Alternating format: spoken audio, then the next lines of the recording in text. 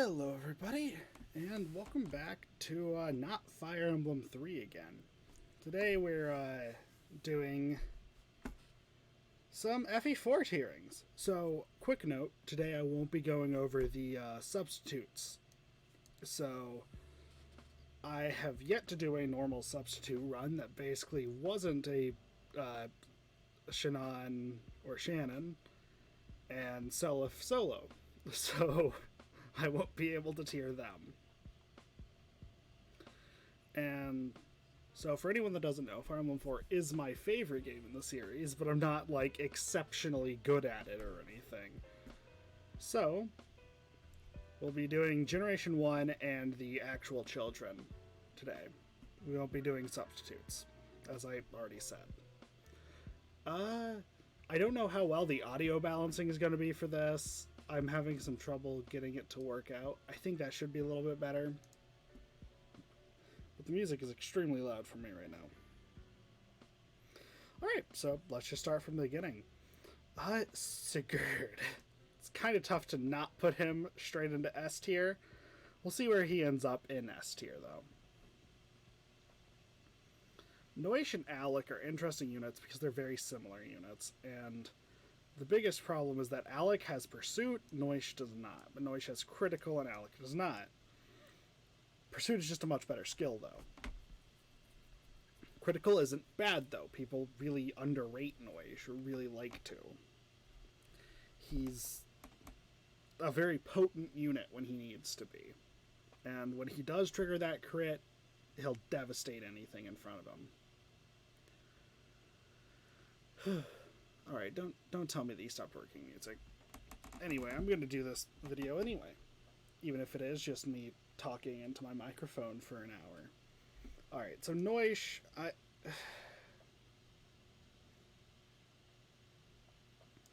think I'll have to put them in A tier.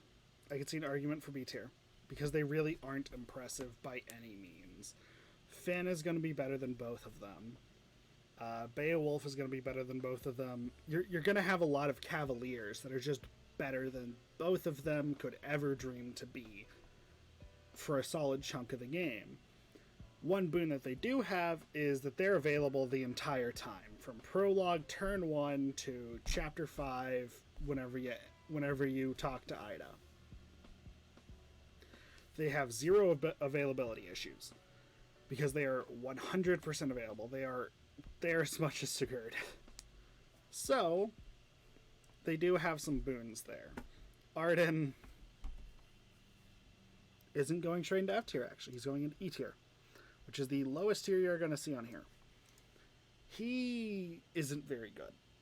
But what he does have over some units is he has swords, which gives him great accuracy, and he'll deal serviceable damage along with being the good old sit on the castle so it doesn't die unit.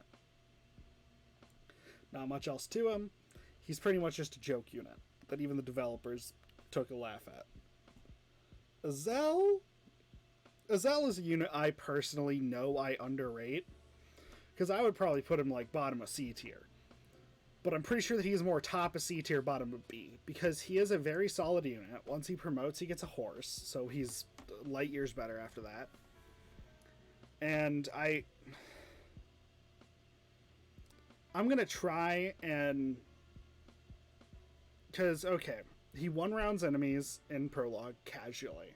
Very casually, because he can double them with Pursuit. He does have Pursuit, which is a big deal, as you'll see throughout this tier list.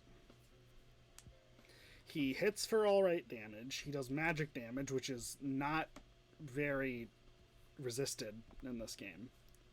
You're not going to run into a lot of issues with him dealing damage, ever. He just won't run one-round things outside of Prologue, generally. I think that there's some enemies that he can one-round in Chapter 1. But generally outside of, like, Sigurd with the Silver Sword, you're not going to see a lot of one-rounding until you start getting holy weapons, which you don't get for a while at this point. Azal's a good unit that gets a lot better after he promotes, but before he promotes, he's an okay infantry-locked unit. He doesn't have the exceptional stats or skills of some of the other units that we'll see later. So I think I might bump him up to bottom of B if I can convince myself to do so. But for now, he's going to sit top to mid C tier. Lex. You see, I don't know how much I want to count being a great father towards a unit's viability. Because Lex is a very good unit. If we included his... he's not staying in B tier. I just sat him down so I could talk a little bit more. If we included his abilities to be a father, he'd probably be S tier. Because he is a great dad for some of the kids. But he's not great for others. His most notable thing is that he comes with Paragon and that he is the only axe user in the entire first generation, I think, outside of promoted Arden. But I don't actually 100% know if Arden gets access to axes when promoted. I'm pretty sure he does, but I don't know 100%. This gives Lex a few solid options that are entirely unique to him. You can get the Brave Axe at the end of Chapter 1, which is basically a personal weapon for Lex, and it will put in work for the first generation. He also comes with Vantage, which, while it's not an absurdly powerful skill itself, it's gonna put him above, you know, Quan and fucking... there's actually a lot of units here with Pursuit that are really good, so ignore that. But he's a very solid unit. I think that he's going to go into A tier, probably top of A tier, because he is definitely better than Alec and Noish. They are very solid units, but he is way better because it really is in part because of the Brave Axe, just making Lex such a monster. And while it's a bad idea to just leave it on him for the most part, you don't really have anyone else to give it to. I say it's a bad idea. No, I mean, in general, leaving items that come from events on that unit may not be the best idea, because that may not be where they're the most useful. But for Lex, with the Brave Axe, you don't have anyone else that can use it in the first generation. Oh, right, and Legisus, Requisis, or Legisus, or whatever the fuck you want to call her. She gets access to axes upon promotion as well, because she promotes into Master Knight, but we'll get there when we get there. Lex is just a very good unit. He has the sole niche of being weapon triangle against lances.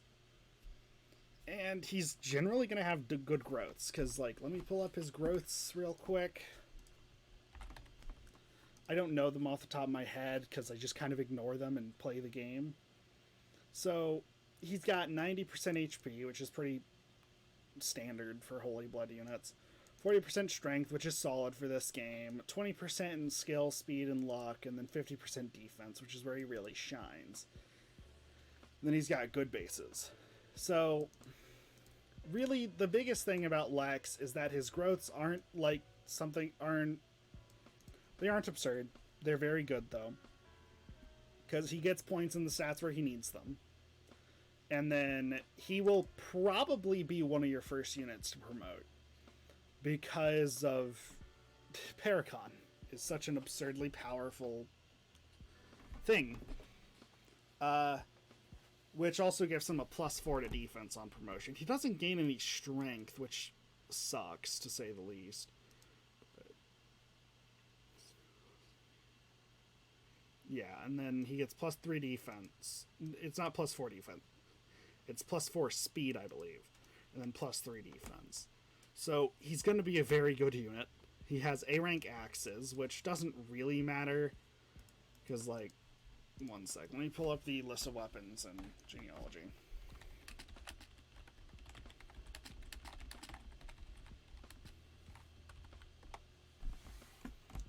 Alright.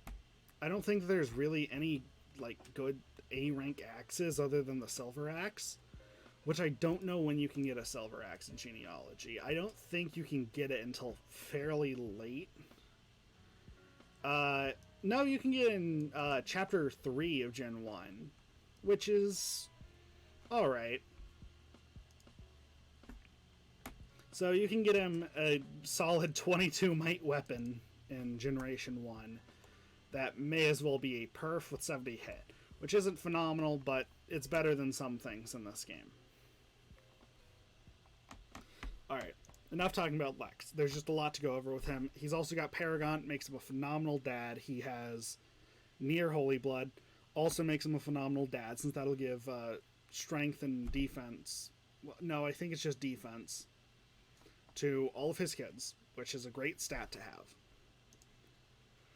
He's got a lot to talk about because he's the only axe unit, which is another boon. Alright, Quan. Quan's a tough one to rate. He's a great unit when you just look at his stats, because he does have very good stats. And he comes at only level 4, with 16 strength, 10 in skill, speed, and defense. He comes as a promoted unit. He's just phenomenal. Even has good growths with 110 HP, 50 strength, 30 skill, 40 speed, and 50 defense. The problem with Quan is that he doesn't have Pursuit, and there's no way to get him Pursuit without giving him the Pursuit Band. And the problem with giving him the Pursuit Band in any situation is Quan leaves after Chapter 3. You don't get to use him past Chapter 3, and if you have him with the Pursuit Band at the end of Chapter 3, which you only get the Pursuit Band probably about halfway or more through Chapter 2, you're not going to be able to see much of anything with him. If you give him the Pursuit Band and he leaves with it, then you're not going to get it back until you get Altena in Chapter 9. And she's not the greatest unit, but we'll get to her when we get there. One redeeming factor is Adept, which I'm pretty sure in FE4 is attack speed percent. Yes, attack speed plus 20%. So, at base, Quan will have... Oh, what is this? That's the wrong tab. At base, with the Silver Lance, he'll have an 18% trigger rate with it. Well, not the Silver Lance, the Steel Lance. And with most lances, he'll have an 18% trigger rate at base. So, that's not bad, but that's something that you could just do with a pursuit unit at standard with no issues. So if you get a little bit lucky, Quan can be one of your most powerful units. But the problem is that you have to get very lucky, and you have to get some speed growths to make it anywhere near a good nice little thing he has. And then he doesn't get to gain from promotion bonuses either. So Quan, he's going to be a good unit, but he's only there for half of the generation, since Chapter 4 and 5 are pretty long chapters compared to others. And you're not going to have much to say whenever it comes to doubling, because he just can't do it without Adept proccing, which he only has an 18% chance at base. One of the main reasons you'd ever want to grind up Quan is to get the bonus stats for Leaf and Altena, but that's a completely different story. Alright, enough about Quan. I'm probably going to put him top B tier. He's good for what he does, but he doesn't do a whole lot, if that makes sense. Athlon is one of those units where it's tough to actually rank her, like, at all. Because she doesn't have good combat. But she's very fast. She uses swords. She's a staff bot. That's really what she is. She's a staff bot that is going to staff bot. Granted, once she gets to promotion, and if you get sort of lucky with her 30% strength growth, she can end up doing decent damage. She even comes with an A rank in swords, which is a godsend. Because of her Holy Blood. She does have Balder Holy Blood, but Balder is a very generalist Holy Blood buff. Here, let me actually pull it up. I'll just have this page open. Because Balder gives 10% strength, 10% skill, and 10% luck, along with a baseline 20% HP. So it's not a huge boost, but it is a generalist boost to strength, skill, and luck. So she does have 30% strength, 30% skill, 30% speed, and then 20% luck and defense with 10% res, 60 HP, and 5 magic. So she's going to be viable if you get lucky as a combat unit. But again, just like Quan, she leaves at the end of Chapter 3, so training her may not be the best idea unless you really want to buff up Leaf and Altena's stats. I don't know how much actually having your units at level 30 matters for their children's stats. I'm sure it matters quite a bit. But generally, the only reason you'd want to level her is to get her to promotion where she can use lances, which are generally a little bit stronger. Otherwise, just hand her the Brave Sword or the Miracle Sword and pray to God that she can deal damage. Her bases aren't great either. I think she could probably use a Magic Sword pretty well if you gave it to her. In terms of combat, she's probably like lower C tier, maybe D tier. But in terms of an overall unit, I'm not sure if she's more useful than Quan or not, but she's going to be about the same utility, I'd guess. Alright, Finn. Finn is an interesting unit. You lose out on him for 3 total chapters in the entire game.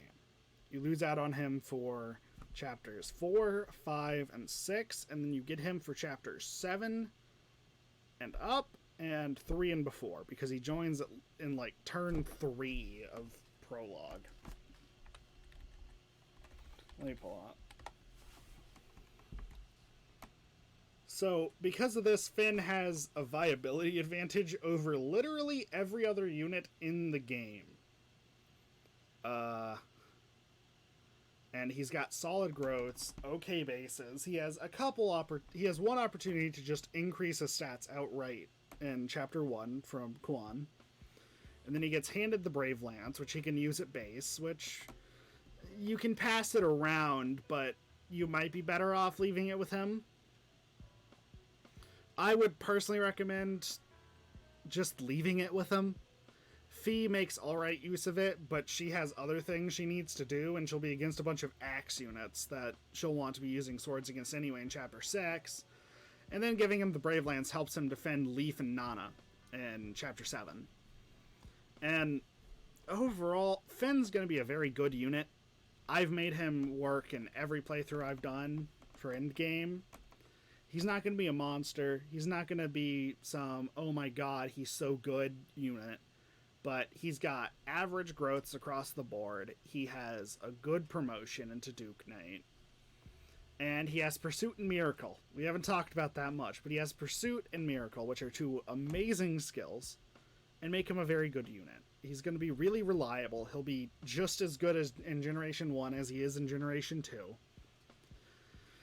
And really, there's not a whole lot more to say about him. He's going to be good, reliable, and strong. I don't know what else to say about him. And he also gets really, like, avoid tanky whenever he gets on low HP because of Miracle. I'm probably going to put him... I'm not sure if I'd put him above Lex. So, another thing about this tier list, I'm not going to be counting, like, oh, they're not available for for an entire generation against any units. But it will be considered a plus for Finn. And I think that's fair because you can't really make that case against any other units. Finn is just the only one that can do that at all. So, on to Madeira. Madeira's another interesting unit. I'm probably going to put him like right there. He's probably a little better than Ethlin, or maybe a little worse, but he's a bow-locked unit in Genealogy, where bows aren't terrible, but they're not great. But he does have one great thing, and that's a horse and Pursuit, if I remember correctly.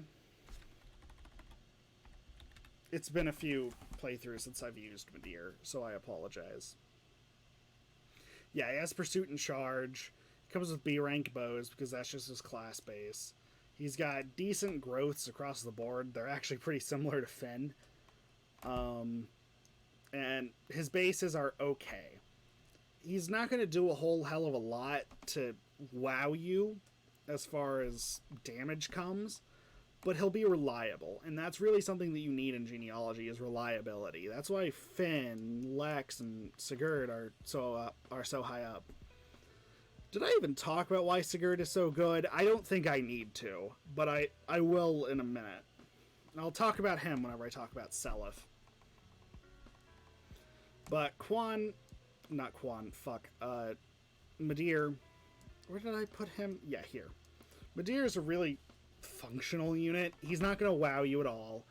He's going to deal decent damage from 1-2 range. He's not going to get counter-attacked too often, because in Gen 1 you don't have to worry about too many javelins or anything like that. And I don't know how heavy bows are in this game. How heavy are you?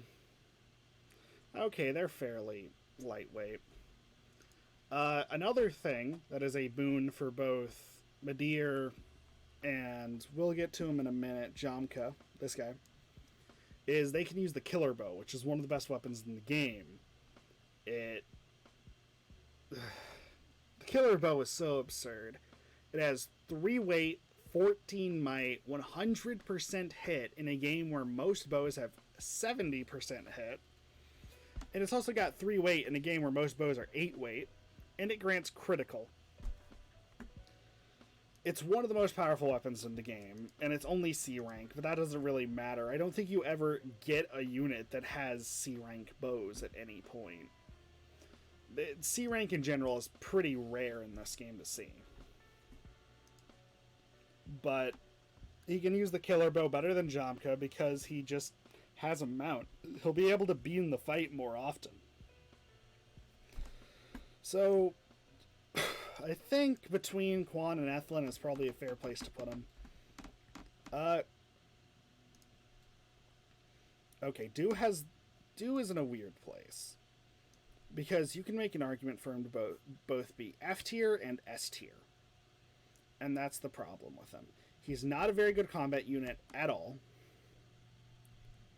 But his ability to pass around gold and steal gold is, I'd argue, invaluable. I'm going to just make a tier for them, for the thieves. Thief tier. Because it's just tough to quantify how good a thief can be. Ideen is Staffbot's going to Staffbot. I'm probably going to put her at the top of C tier because she really doesn't do much else. She's just a Staffbot for most of the generation. Once you promote her, she can be good. Like, here, let me pull her up. Is it Ideen or Idane? There it is, Idane. Okay.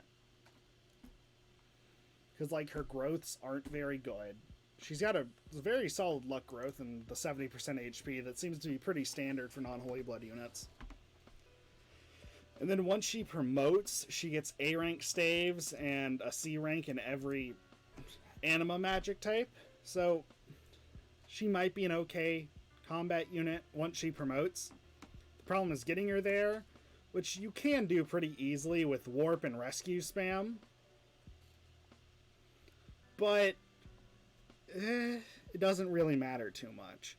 Her main use is going to be as a staff bot, but if you do end up promoting her, which is fairly likely, she'll be a very solid combat unit with her magic. And she has a base 13 magic, so you can't toss that out the window. The problem is that her Holy Blood buffs her fucking luck. And it buffs her HP. She's only got her minor blood. So she gets 20% HP, which only brings it up to 70%, and she gets a total of 60% luck growth in the game where luck really matters the least. Because I think it only buffs a void, because it doesn't deter crits, because crits don't work the same in this game. So she's a pretty solid unit for what she does. She doesn't do anything for combat, but you could probably make an argument for her to be A tier. I don't feel like valuing the staff utility that much. Because staves in this game are very weird. Things that would be horribly overpowered in other games like Warp are decent utility in this game at best. which really changes the dynamic of staff utility as a whole. Healing is the most important thing to do in genealogy, and she can do it well. I think that recover might be... Here, let me look. Okay, that's the wrong game again. Fortify is A rank. She can use that. And then recover is B rank, so she can use that at base, and Athlon can as well, I believe. So, again, really there's just not much to talk about when it comes to staff units in genealogy. They can do their job well. You get a few of them. And there's really not that much to talk about. They're functional. They do a great job of what they do. They just don't do a whole lot more. Okay, Aira's another interesting unit, because I'm tired of talking about Adane. Aira is in the Myrmidon class. She's the first, like, real Myrmidon that you would think of when you hear about Myrmidons in modern Fire Emblem. She's fast, offensive, with low to no defensive prowess. She comes with Pursuit, Nihil, and Astra. Astra is a very important note to say about this unit, because Astra alongside Pursuit and Nihil makes this unit one of the best combat units in the fucking game. She will walk up to just about anything and down smash it with no second thoughts. Her damage output is absurd, especially once you get the Brave Sword, but that turns any sword unit into a god. And really, it's just hard to talk about Aira and discount how insane Astra is. I'm pretty sure in this game it's just a skill percent chance. Yeah, it's just skill percent, and she has a 60% skill growth with 16 base. So that's a, at base, 16% chance to delete any enemy in the game, basically. Now, she also has Pursuit, so even when she doesn't trigger it, with her 17 speed and using Sword, she's probably going to double everything in the game and deal solid damage. Where she really falters, though, is her 7 defense and 1 res at base, with only 20% and 5% growth, respectively. She's not going to take very many hits at all. But, yeah, there's not really a but there. She'll have high avoid, but that's about it. And she's also a foot-locked unit. Foot-locked units are horribly underrated in the Fire Emblem community in FE4. But they still aren't going to be like S tier. You won't see a foot unit in S tier. The only one that you could maybe make an argument for is Lewin with Versetti. That's just because he's such an amazing combat unit, but we'll talk about him more when we get there. Aira, it's hard for me to put her below B tier, just for how insanely good her combat is. I think I'll put her above Athlon, because again, Athlon is just a mounted version of a Dane, basically. That can use swords, so she's decent against axe units early on. So I don't know how to quantify staff utility, so I'll just put them down here in C tier. Adane can be worse than Madeira. I could argue for her being better pretty easily, but I'm not going to, because I can also argue for Madeira to be better, and I like how this looks a little better. Okay, Deirdre has a very big problem. You get her at the end of Chapter 1. You get to use her for a little bit. You get to use her for the entirety of Chapter 2. And then she may as well not exist. Because you cannot even bring her out of the castle in Chapter 3. You can take her through, like, the castle functions and everything. You can take her to the arena and all that. But then you just need to sell off all her shit, and then she's gone. Because she gets kidnapped in the middle of Chapter 3, and you can't even deploy her. So, for that one chapter you have her for, basically, she'll do a decent job. She'll hit for all right damage, and I would be lying through my fucking teeth if I didn't say that her ability to use the Silent Staff at base, along with having great bases, basically, for using it. Let's here, let me pull her up again. Yeah, she comes with 14 magic and 16 res. She's great for it.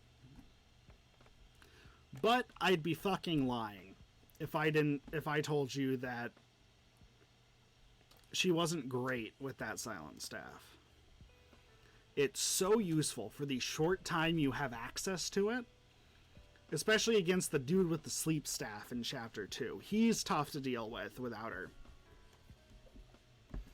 And then she has Renewal and Miracle from her circlet, which is not a great combination, but she comes with Nihil, which again doesn't really matter too much.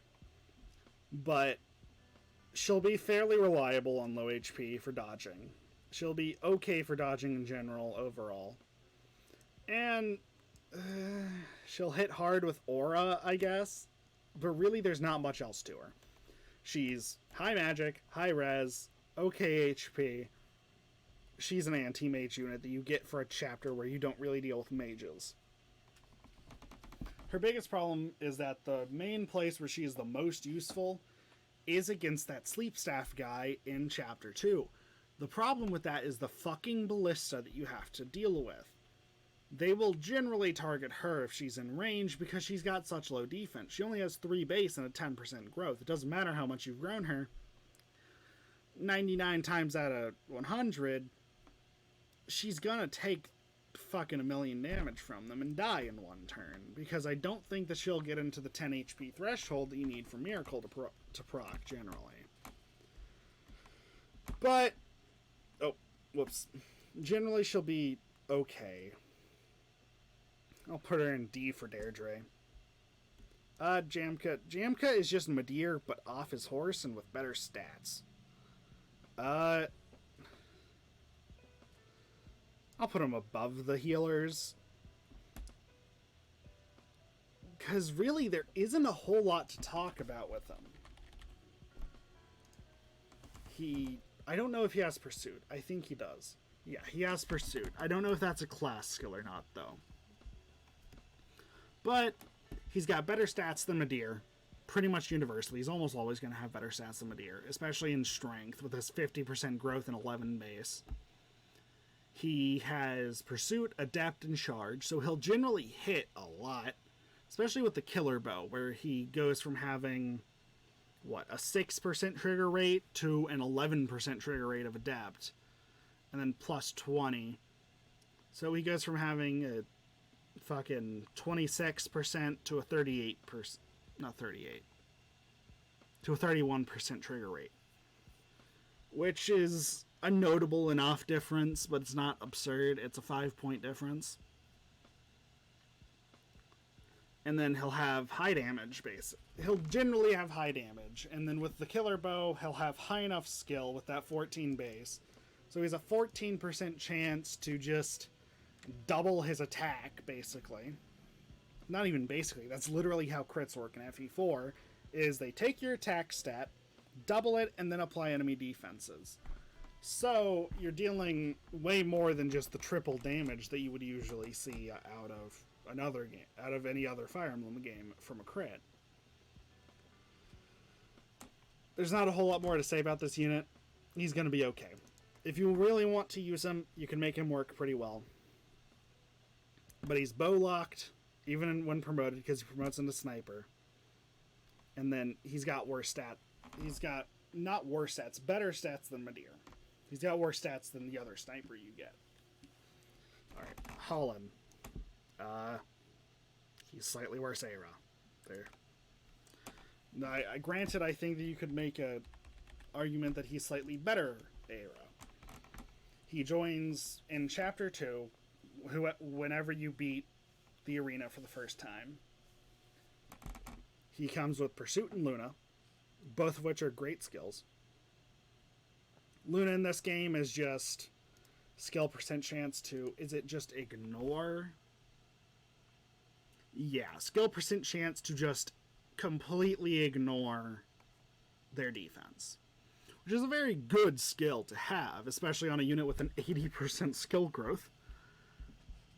Yeah, Holland also has minor Odo blood, which makes him have crazy high skill growth and pretty high HP. But he doesn't have much else to talk about. He's got 30% in most of his other growths. He's got good bases, 14 strength, 17 skill, 17 speed, and 11 defense. So he'll be a solid combat unit from base. His promotion gains are great. He comes at level 12, so he's pretty close to promoting already in comparison to other units. And he's a great dad if you want to use him as one. For any, sadly, Luna in vanilla FE4 is going to be limited to Aira's kids, because you can only use it if you're a sword-locked infantry unit. Which sucks. I don't know why they did that. I mean, okay, I know why they did that. It's because it's supposed to be a sword skill, but still. He'll be able to hit hard, even through high defense enemies. He's an okay dad. And he has pursuit along with good bases. There's not a whole lot more you can ask for from a unit. He has good promotion gains.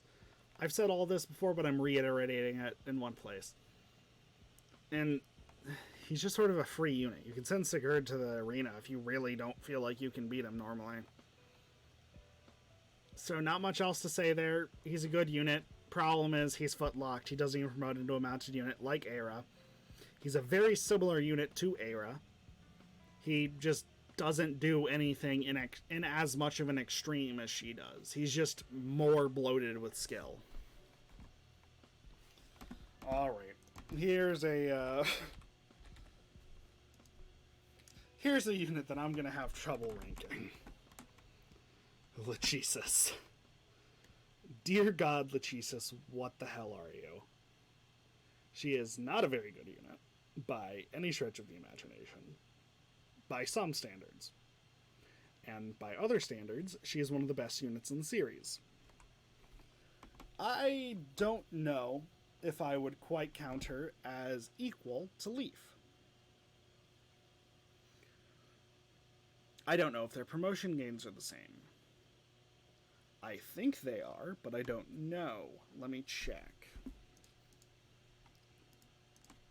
Alright.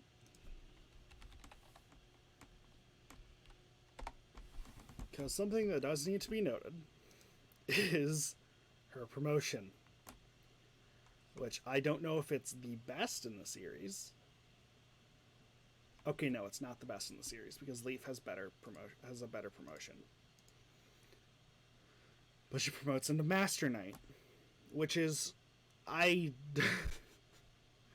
If someone would like to argue with me that Master Knight is not the best class Fire Emblem has ever seen, I would love to see your arguments. Please, Riek, Adam, anyone, please argue with me about why Master Knight is not the best class in the series. The problem is that I have to get Legisus to level fucking 20 and she comes as level 2. Now, she has something over Leaf that's quite dramatic in their performance difference. She has C rank staves, which lets her use both heal and mend, and if you can get her the money to buy it, return. Return makes Legisus extremely easy to grind up,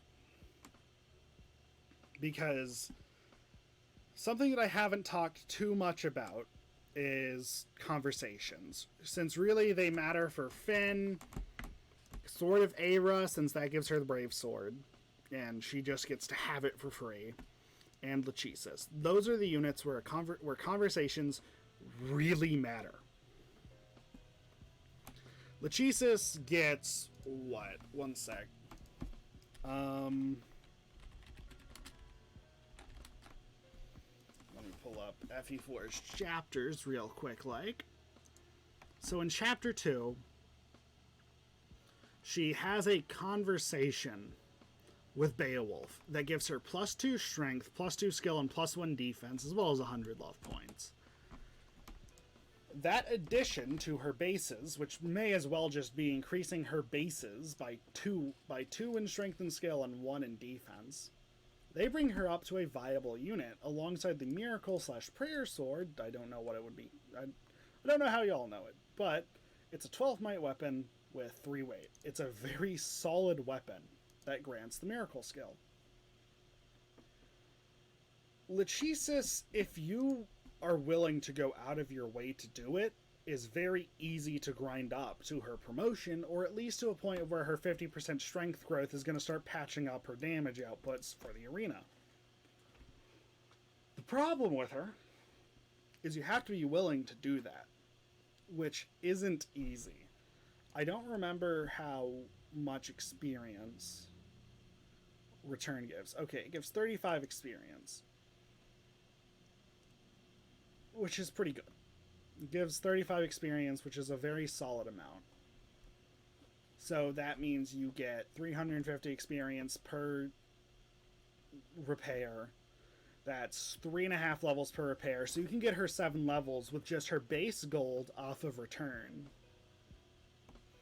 which is a pretty good amount.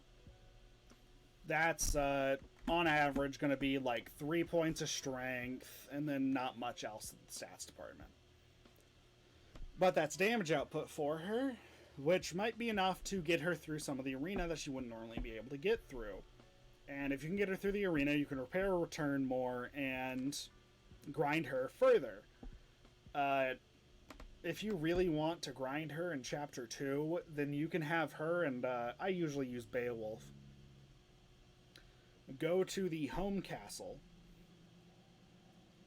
and then after you warp Lewin back to the home castle to recruit Arden, you can sell off the return staff from probably Ethlin if you kept it on her, and then use the return staff to grind her up a few levels, and then use that with the increased strength, skill, and defense that she gets from the conversation to go into the arena and clear it as best she can.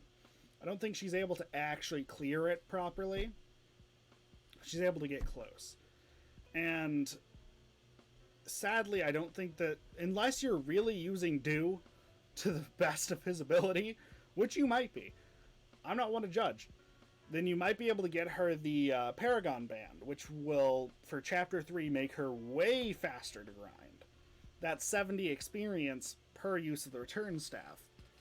And assuming that you are, again, return farming her, she's gonna end up promoted by the end of Chapter 3 quite easily.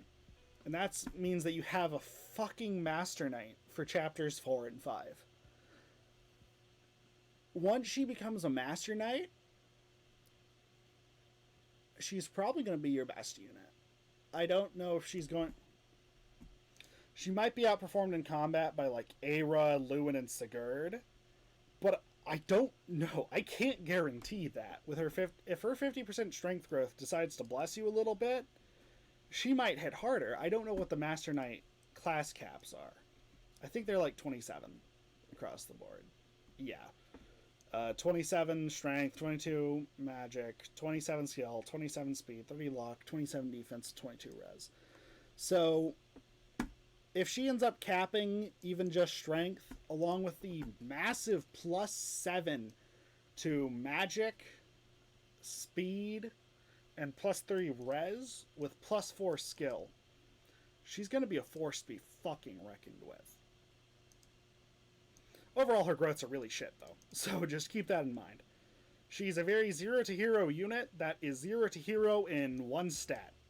And then she has a great promotion to patch up her other stats, because I think she'll get up to like 20 speed if you don't get any level ups with just her promotion, which is kind of absurd. And then she gets the Earth Sword for free. The Earth Sword isn't amazing, but it's good to pass down to Nana, so it's really good to just leave on Legisus for the rest of the generation. And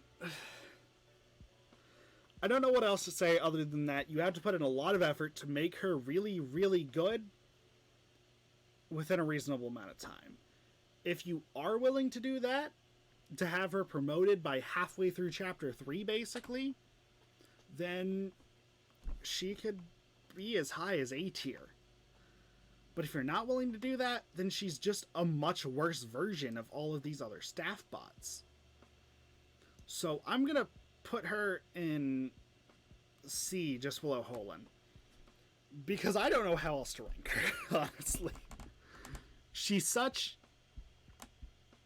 unit of such extremes that I don't know how else to rank her. Other than just sort of averaging her out to C tier. Beowulf goes in a... I don't know if he's better than Alec and Noish. What's his joining level?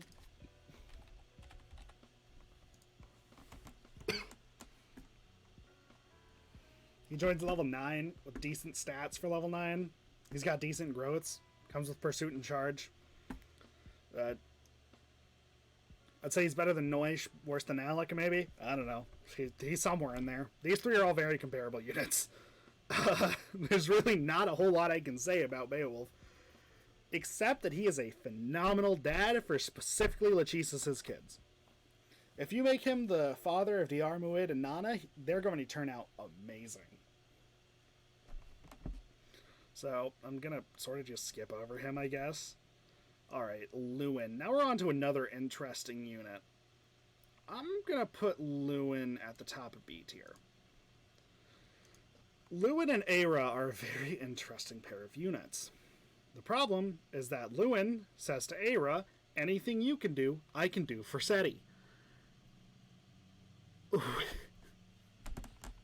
That was a terrible joke. I'm sorry. I'm laughing at how terrible that was. Anyway, Lewin... You can't talk about Lewin without talking about Forseti. The thing about Forseti is that a lot of people, including myself, usually at least, I'm trying to think a little bit less bias. Forseti is the best weapon in the series. Would anyone argue with me on that? Okay, maybe Naga. Maybe Naga is better. But in terms of weapons that the player can get, it's probably Forseti. Forseti is probably the best weapon in the series. Balmung is just a worse version, and Naga is just overpowered as shit. But if you're taking into consideration the FE4 holy weapons at all in a discussion for the best weapon in the series, it's Forseti and Naga. Because, what? Forseti, Forseti gives plus 10 skill, plus 20 speed with its 30 might, which is all very standardized across. 30 might is very standard for a holy weapon. And by standard, I mean it's exactly the same for all holy weapons. And then it nullifies 5 of its own speed boost, so it only gives plus 15 speed. Naga is probably better just because it also gives the plus 20 to defense and res and the plus 20 to skill instead of the plus 10. But it does negate more of its own speed buff by having 12 weight instead of 5. So you could go either way. It's probably Naga that's the best weapon in the series. But Forseti is probably the best weapon that you get to use, like, consistently. And Lewin, I'm trying to avoid talking about how good they are as dads outside of passing. But you have to have a real discussion with Lewin as a parent. Because he doesn't fuck around as a dad. He can make or break a child. And the problem is that he is either used amazingly on specifically Arthur and Ced. He's so good with Ced that I believe in vanilla FE4, Ced overflows his speed stat. So he has a lower than other parents' speed stat if Lewin is his dad, because of how insane Lewin is as a parent.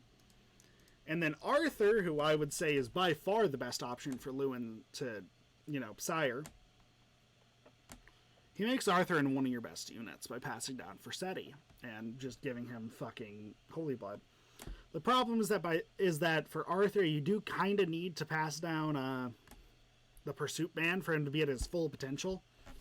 Since I think Arthur might get Pursuit on promotion. Let me pull him up. We'll talk more about Arthur when we get there, but Okay, he does not get pursuit on promotion. So if you do use Arthur with Versetti, then you're going to have to give him the pursuit band if you want him to work at his absolute best. Because while he will have... one sec. While he will have Adept, and that'll have crazy trigger rates, it's not as consistent as you'd like it to be. I believe... here, let's pull up Mage Knight for the caps. In FE4... Mage Knight caps at 22 speed, so we'll have at most 42 minus 5, so that's 37. So we'll have at most a 57% trigger rate for Adept, which, while very good, insanely good, it's not as consistent as 100%. Oh, one second. Okay. Anyway, I think Lewin deserves to be in the top of B tier. Because he's... I think I could argue that he's the best combat unit maybe in the series. He's just so absurd. His avoid gets so high, and then he'll hit like a fucking truck with Versetti. Give this man a pursuit band, and you'll learn why pursuit is a limited skill in FE4. I will say that I am talking him up like he should be up here. But I'm putting him here with what I know to be true. He is a footlocked unit who is horribly lopsided in his growths. Let me pull him up properly. He's horribly lopsided. He has a 90% HP and speed, but his next highest growth is 40% in skill, which does make his critical trigger an okay amount, but then his bases are decent. But his speed stat is so high that it becomes redundant after a certain amount of time. He'll be very good, but he'll reach the point of where he's redundant in what he's good at and just bad in what he's bad at. He's got, thank God, an average 30% magic growth. But I cannot argue that he's any better than B tier, really, because there are counter arguments to that. Hell, I know people that would put him in as low as like top of D tier or bottom of C tier, but there's no way I'm putting him as worse than Azal. He just does everything that Azal does better. Azal just has the perk of promoting into a horse unit. Speaking of which, I'm probably going to move him up. He's probably worse than Legisus on average, but he's probably better than these three on average for combat. These two, again...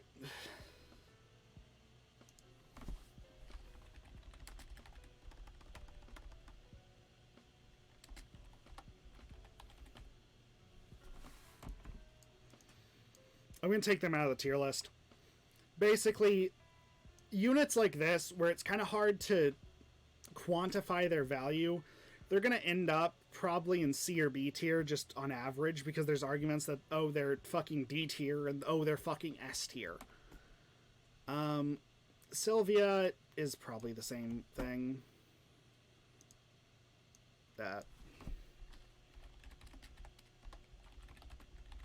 Here, I'll just make a hard to determine tier. Alright, now we're on to actually, like, quantifiable units, but before I'll talk about Sylvia a little bit more. Sylvia is an interesting unit. She is the only dancer in Generation 1. There's only one dancer in each generation, don't take that out of context. But Sylvia and Len/Lelia are the most powerful dancers in the series, probably. I think Raphael, the All Directions dancer and Radiant Dawn, can't fly. Because I think that he is the one. Because I think Leanna... Honestly, I don't know the dancer patterns. I know that Leanne does before and, like, in front of her and behind her, and I don't know what Rayson does. But I know that... But I think Raphael does in all directions. He can't fly. Neither can Sylvia. But I'd argue that that matters a lot more in genealogy with the much bigger maps and with I'd argue generally higher unit quality. I'd say that Har and Radiant Dawn probably gives Sigurd a run for his fucking money for unit viability.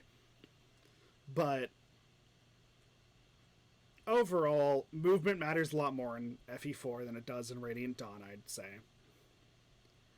And Sylvia exemplifies that even further.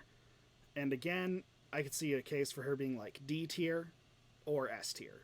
Granted, I don't think I've ever seen anyone put her below S or A tier, but that's up to the player, really. All right, now we're on to Ernest, or Fury. I'll call her Fury or Erin, because Fury is a much sexier name. But Erin, I believe, is her proper... it's Erin or Erinez. I don't know. It's one or the other. They're both cool names. I like them. All right, one sec. I need to close out of a couple tabs. I've got a lot open right now. All right, there we go. So Erin is... I'm trying not to just make this a suck-off FE4 video. But Erin very heavily exemplifies an aspect of FE4 that I love, of that every unit has their niche. Sigurd is your Juggernaut. Lex is your... he'll promote early, and he'll be a very tanky unit. Finn is your 0 to hero unit in the most pure form possible, outside of, like, Leaf and Legisus. Alec... Beowulf is your mid-game. He's just a very solid sword cav. He'll be able to replace either of these two calves, and he'll perform nowhere near as well as Sigurd, but he'll perform well. He's a very solid unit with great bases. And I believe after promotion, he'll actually have better stats. If he just promoted with his base stats, he'll have better stats than Sigurd did at base. Noish is...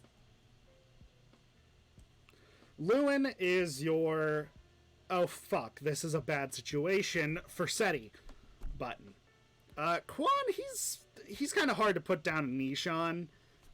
I'd say that his niche is probably... he's probably the closest to a serving Jagan, if you could call him that. Where generally he won't kill things just immediately. And he'll generally just be a solid unit. He's not going to do a whole hell of a lot of damage. He'll hit once for a solid chunk, but then he's not going to hit again. Madeira is your mounted archer. He is the archer of... he's the true archest of archers. Fuck you, Varian. Aira is, again, a lot like Lewin. She's just your really fast. She'll double everything. She'll hit a lot. It's very fun giving her the Brave Sword and watching Astra trigger 4 times so that you attack 20 times instead of 4. But she's a very high kill unit. Holland, Luna. Legisus, 0 to hero, in a slightly more distilled form, not distilled, purified form than Finn. Azal is early game mage that comes back with a vengeance in like chapter 3 if you're using him. Jamka is high damage archer. Deirdre is plot device. And Arden is, haha, he's so funny. Then these 3 I've talked about their gimmicks endlessly. Anyway, again, on Sylvia. No, I was talking about Erin now. But Sylvia, again, very good. She's very useful if you know how to use her right. You do have to set up for her, though, to be truly useful. Erin, so, in a lot of other games, being a flyer alone would be more than enough to put you in, like, B tier, top B tier, A tier. Just having wings. FE4 isn't like that. FE4 flyers are much worse than cavaliers because of road tiles. You could even argue that flyers aren't even as good as infantry units for a lot of reasons. Because of road tiles bridging the gap. They are the great equalizer between infantry and flying units. One thing that flying units do have is lances. They all use lances and swords. I don't know if Altana uses swords, but I know that Fee, her replacement, and Fury do. And they Fury stats aren't too impressive. She has good bases. She has good promotion gains. And she does have one very important niche in Chapter 5, is that she is the only unit you have that can fight the fire mages that use Meteor in the desert, that are all up on the plateaus. She's the only unit you have that can deal with them directly. Otherwise, you have to sort of play pussyfoot around the corner and go and take the castle to even deal with them at all. But she's very... I don't even think that that'll deal with them, because I think that their class is Velthomer. I'd have to play through the game again to check that, but I think that they're Velthomer, not whatever the fuck the desert town is. So that niche is very important. But that's pretty much her only major niche, the only thing that she does that no one else can do. She does, however, become a flying staff bot on promotion, which is pretty valuable, honestly. So her combat's going to be okay. She has pursuit, and she uses lances, and she has 18 base speed, which is pretty good.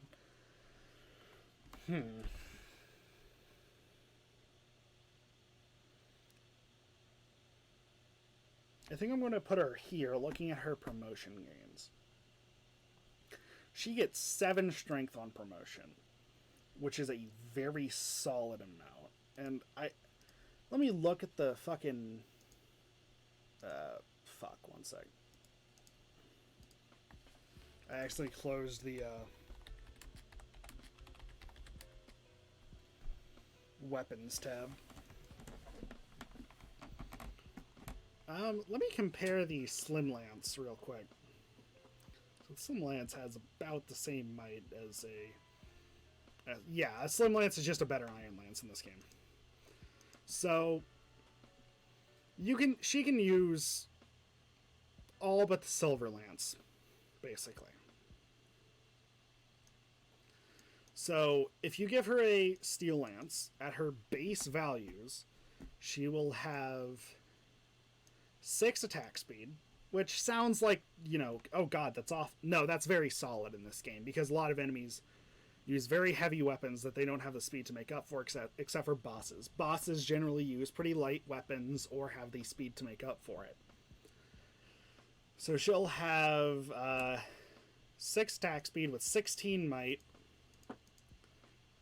and that's a base. On her 11 strength, she'll be able to deal damage, and she'll be able to double a lot of things. And I think at base, she's like perfectly fine to deal with those fucking fire mages, because where's fucking Meteor? Yeah, the siege tomes have 30 weight. And yeah, basically, you're good to fight them. You will want her promoted if you can't have her promoted, though, just for the sake of having the +5 res. Because 14 res against those fuckers is going to be a lot better than 9. And really, there's not a lot more to her. She becomes a flying staff bot, as I've mentioned. She's able to use silver weapons on promotion, which is pretty good. But she can't pass down those silver weapons to Fee. So really, her best bet is there is something very important that she can do. And that is deal with those fire mages. She is also the only way to have the Brave Lance in Chapter 6 of Gen 2. Because there's only 2 lance-using kids at base. They are Fee and Altena. One you get in Chapter 6, and after you seize the first castle. One you get in Chapter 9, like halfway through the fucking map.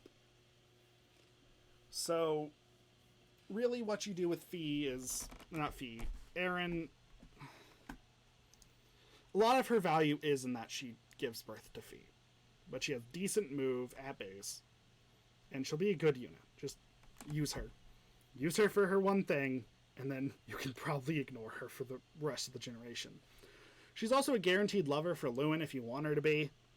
But Sylvia may as well be as well. So I'm going to put her in B tier. She's good. Use her.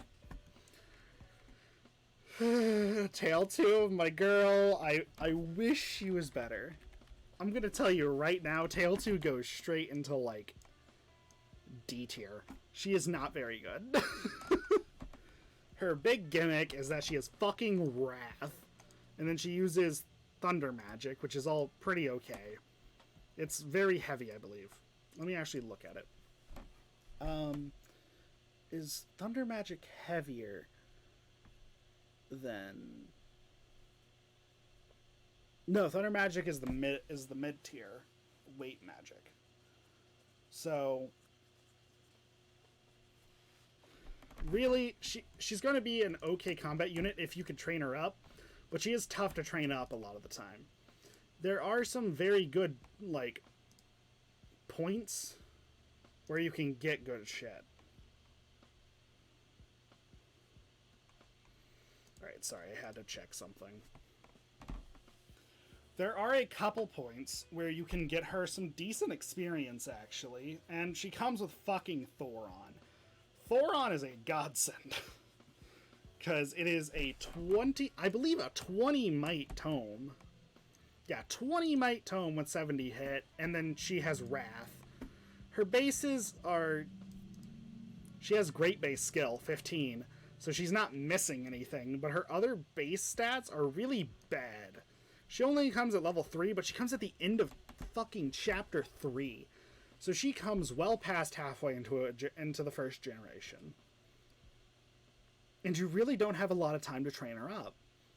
But if you do train her, she's going to become a decent mage fighter. Not a whole lot more to it. She's going to be a decent mage fighter. She has A-rank Thunder, so she can use Thoron and fuck shit up. Not a whole lot more for me to say on her. She's good. Use her. If you can. She's not actually that good. Ignore me. I'm tired. Fuck off. But she's going to hit really hard, and she's going to hit pretty much guaranteed because of her high skill. Alright. On to Claude, who's... Statbot's gonna Statbot. The problem with Claude, at least a lot of the time, is how the hell do you quantify the Valkyrie staff? I don't know how you would quantify that item. How do you make the Valkyrie staff? How do you... Depends on the unit you revive, I guess. If you were to revive Lax, it's going to matter a lot more than if you revived Arden. But the Valkyrie staff in FE4 has so many different uses than it does in any other game. That's just hard to... It's hard to figure out how good it truly is. Otherwise, he's just a great staff bot. He'll have decent combat if you really want to use him for combat. I nearly said Clombat because I was typing Claude into... Not that Claude. Not a pretty boy from Elmira. I hope that wasn't a spoiler for anyone. But he'll be a pretty decent unit if you want him to be. He's... I hate to compare him to Sed, but he's basically the first generation Sed. Just worse in every way. He does have 21 magic at base. He has C rank in all the anima magics.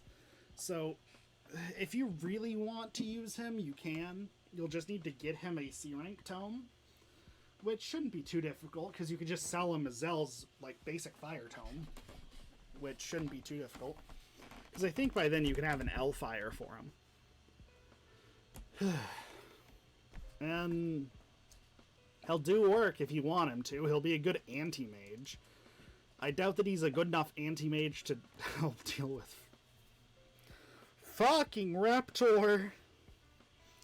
But he might be a good enough anti-mage to help you deal with, like... Oh, who's the last boss of Chapter 4? He might be a good enough anti-mage to help you deal with him, because he's got Tornado. But his growths aren't great, but he comes at level 20. He's one Fortify staff away from promotion. Not promotion, max level. So he's probably pretty easy, just spam the shit out of Fortify, use the Valkyrie staff if you need to. Not much else to him, really. So I'm going to put him in the hard to determine tier, just because I don't want to deal with trying to figure out how valuable that is. Alright, Bridget. Another unit I wish was better. I am glad that they actually, like, confirmed that her name is Bridget, not Bridget. Because I think Bridget is a way cooler name than Bridget. She comes as a pre-promoted sniper in Chapter 12. Not Chapter 12. Dear God, there is no Chapter 12. God bless if they added 2 more chapters to genealogy. It would ruin the story, but that's besides the point. But she has great joining stats, basically. She's got really low defense, not defense, but res at 9, which is fairly solid. But the funniest thing about her as a unit is that she comes at level 12, which isn't great. But she joins with 7 luck. The funny thing about that is that 7 luck is her fucking holy blood stat. She has a 70% growth in it. I think they just did that so that she could grow something every level. Anyway. Bridget, she's not great. She's better than Jamka, I'd say, but probably worse than Jamka in terms of availability, and he might be better than her by this point. But I'm going to put her above him because she does come pre-promoted and she can use the U-Fel. Which, sadly, the U-Fel is the worst of the fucking holy weapons by a pretty solid margin. Because, like, what does it do again? It gives strength and speed, and then it gives renewal, which renewal isn't a very good skill in genealogy. It's okay, but really it's just a 30 might bow. And even then, it doesn't even have fucking 100% hit. It doesn't even give the skill to reach 100% hit. And it's probably still outclassed by the fucking killer bow, because it's also got 13 weight. It is extremely heavy for a bow. It's got 5 more weight than any other bow in the game besides the broken ones and the ballista. Anyway, she's not going to be too high up. But yeah, now we're done with Generation 1. I didn't make this decision now. Yeah, I'm going to split this into 2 parts. So this has been part 1 of Genealogy of the Holy War. Not a playthrough, but this has been part 1 of let's talk about Genealogy of the Holy War, a semi-serious tier list by a semi-serious Fire Emblem player. I hope you all have a wonderful day. Remember to like, comment, and subscribe, and sayonara.